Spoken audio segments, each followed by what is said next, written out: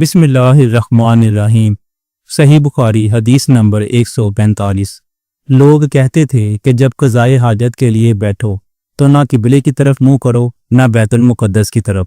یہ سن کر عبداللہ بن عمر رضی اللہ عنہ نے فرمایا کہ ایک دن میں اپنے گھر کی چھت پر چڑھا تو میں نے نبی کریم صلی اللہ علیہ وآلہ وسلم کو دیکھا کہ آپ بیت المقدس کی طرف منہ کر کے 2 اینٹوں پر قضائے حاجت کے لیے بیٹھے ہیں۔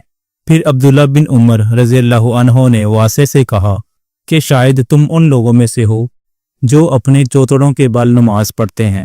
تب میں نے کہا اللہ کی قسم میں نہیں جانتا کہ آپ کا مطلب کیا ہے۔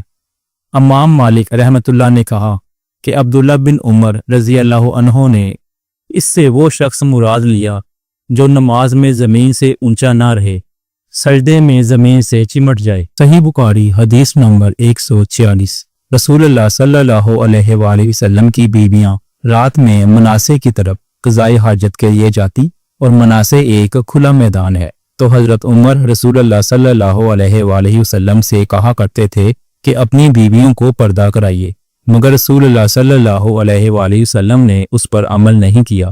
ایک روز رات کو عشاء کے وقت حضرت سودا بنت زمع رسول اللہ صلی اللہ علیہ وآلہ وسلم کی اہلیہ جو دراز قد عورت تھیں باہر گئیں۔